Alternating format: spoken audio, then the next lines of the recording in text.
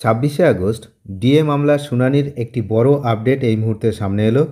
আপনারা দেখতে পাচ্ছেন আমি সুপ্রিম কোর্টের ওয়েবসাইটে আছি। সুতরাং একটি সুন্দর খবর রয়েছে, সেটা হচ্ছে এই মামলায় ফিরছেন পুরনো বিচারপতি। কি বিষয় না, এই মামলাতে যে 25% বকেয়া ডিএর অর্ডার দিয়েছিলেন যে বিচারপতি, তিনি ছিলেন সন্দীপ মেহতা, সঞ্জয় করল এবং সন্দীপ মেহতা। কিন্তু লাস্ট কয়েকটি শুনানিতে আপনারা দেখেছেন যে সঞ্জয় করলের পরিবর্তন না হলেও সেখানে বিচারপতি পরিবর্তন ছিল বেঞ্চে, সেখানে ছিলেন প্রশান্ত কুমার মিশ্র।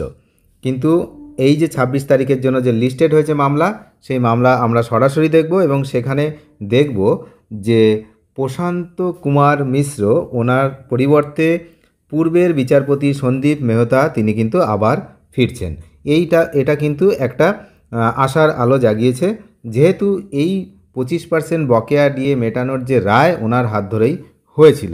তাহলে আমরা এখন সুপ্রিম কোর্টের ওয়েবসাইটে আছি। এখানে ডায়েরি নাম্বার দিয়ে যদি আমরা সার্চ করি, দেখুন এখানে এই যে ডায়েরি নাম্বার, এই ডায়েরি নাম্বার দিয়ে যদি আমরা সার্চ করি তাহলে কিন্তু সরাসরি দেখতে পাবো।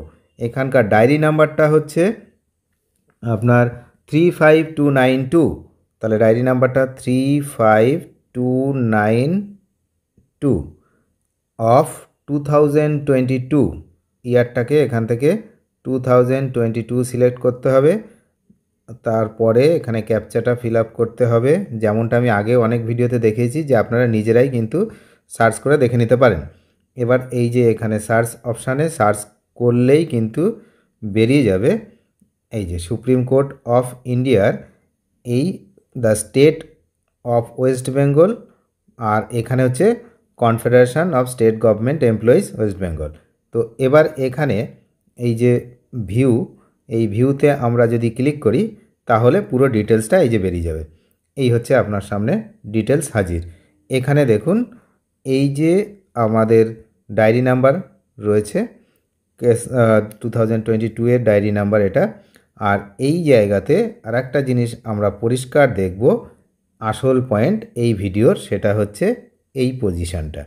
এই পোর্শনটা আপনারা যদি দেখেন তাহলে এখানে দেখুন রয়েছে honourable justice Sanjay Karol and honourable mister justice Sandeep Mehta. এই যে সন্দীপ মেহতা, তো ইনি কিন্তু এই 25% বকেয়া ডিএর অর্ডার যখন দেওয়া হয়েছিল এই দুজন বিচারপতি ছিলেন, এবং তারাই আবার পুনরায় এই 26 তারিখের যে শুনানি সেখানে কিন্তু এই দুজন বিচারপতি থাকবেন। এবং আর একটা বিষয় এখানে খুবই ইম্পর্টেন্ট, সেটা হচ্ছে এটা কিন্তু টপ অফ দ্য অর্ডারে রয়েছে, অর্থাৎ এই যে লিস্টেড যেটা রয়েছে সেটা কিন্তু টপ অফ দ্য অর্ডার। সুতরাং এইটা কিন্তু প্রথম থেকেই শুনানি হবে এবং হচ্ছে যেমন লিস্টে হাই প্রায়োরিটি দেওয়া হচ্ছে এই কেসটাকে। তো এটা কিন্তু সেই জন্য এখানে আপনারা দেখতে পাচ্ছেন এখানে সিরিয়াল নাম্বার 4, মাত্র 4 নম্বর সিরিয়ালে এটা রয়েছে। সুতরাং এর শুনানি কিন্তু অবশ্যই হবে।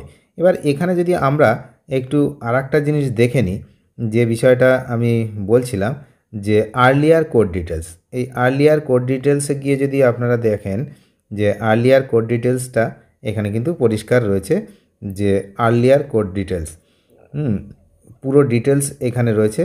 আর আরও একটা জিনিস আমরা এখানে থেকে দেখতে পাবো, সেটা খুবই ইম্পর্টেন্ট, সেটা হচ্ছে এই নিচের দিকে একটু আসলেই দেখা যাবে আর্লিয়ার কোর্ট ডিটেলস, আপনারা নিজেরাও দেখতে পারবেন এই বিষয়টা। এখানে লিস্টিং ডেটস, এইটা সবচেয়ে ইম্পর্টেন্ট, এই লিস্টিং ডেটস।